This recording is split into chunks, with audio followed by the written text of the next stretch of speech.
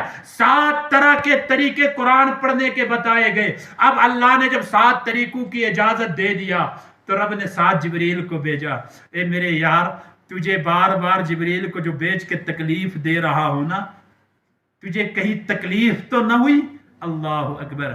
اور کہہ رہے تمہیں پتہ ہے 7 بار بھیجنے کے بعد میں تمہیں ایک تحفہ بھی دے رہا ہوں.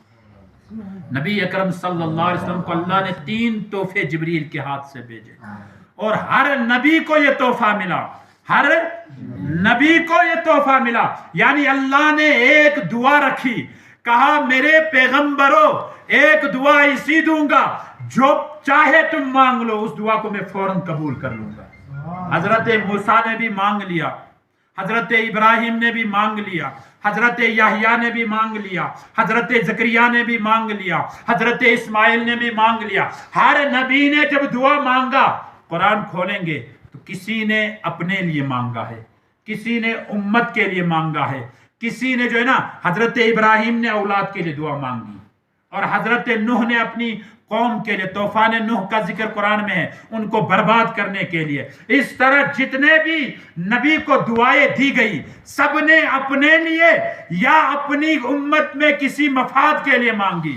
نبی اکرم صلی اللہ علیہ وسلم کو اللہ نے 3 دعائیں دیا. کتنی دعائیں؟ کہا حضور سب کو ایک دیا ہوں, ایک دعا کی گارنٹی دیا ہوں, مانگ لو فوراً قبول کر لوں گا. لیکن سب نے مانگ لیا ہے, اب آپ کی باری ہے. جبریل کے ساتھ 3 دعائیں. حضور نے پہلی دعا کیا مانگی؟ جبریل آ گئے, کہا اللہ نے کہا 3 دعائیں آپ کی فوراً قبول کر لیا جائے گا. اللہ اکبر. اور جب حضور نے پہلی دعا مانگی تو وہ کیا تھی؟ اللہم اغفر لی امتی. اللہ اکبر. کس کے لیے مانگا؟ کس کے لیے مانگا؟ اپنے لیے سوال نہیں ہوا. دوسری دعا پھر حضور نے مانگی اللہم اغفر لی امتی. ایک دعا کو باقی رکھا, نہیں مانگا, ساری زندگی گزر گئی, کہا اللہ یہ دعا باقی رکھوں گا. مفسرین نے حدیثوں میں بحث کیا, کہا گیا کہ اس دعا کو باقی کیوں رکھا گیا؟ کہا کہ یہ 2 دعائیں اس لیے مانگا کہ اللہ میرے گنہگار امتیوں کو معاف فرمائے.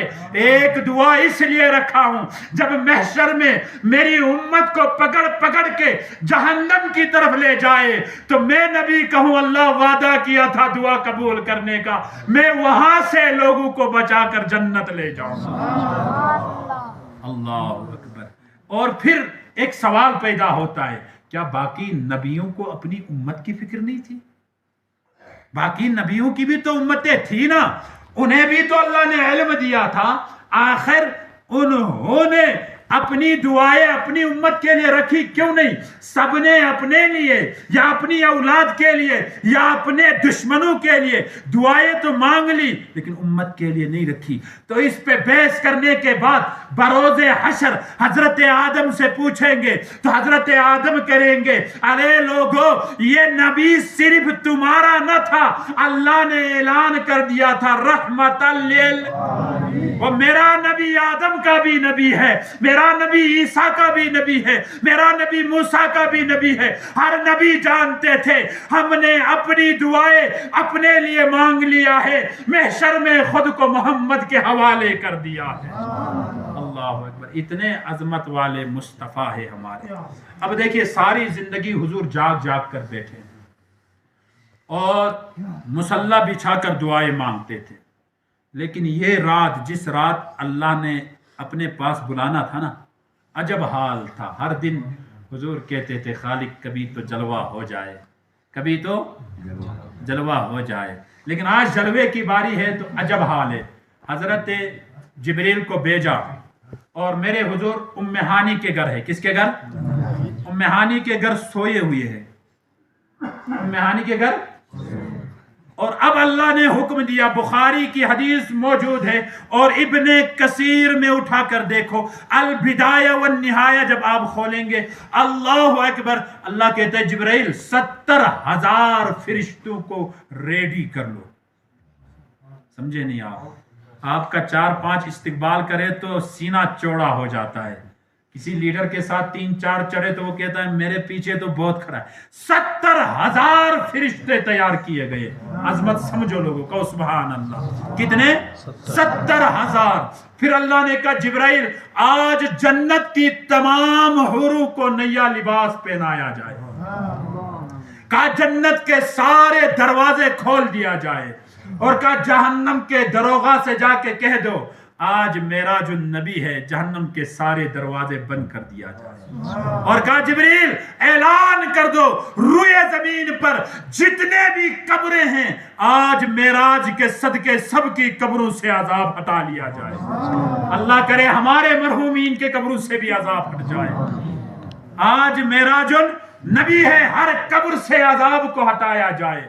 پھر کہا جبرائیل جنت میں چلے جاؤ، وہاں طرح طرح کے براق رکھے ہوں گے، ان میں سے کسی ایک کو چن کر حضور کی سواری کے لیے پیش کر. لوگوں بہت بڑا جملہ یہاں سے دے رہا ہوں. دیکھو کام کس کا ہوتا ہے اور کس کا نہیں ہوتا ہے.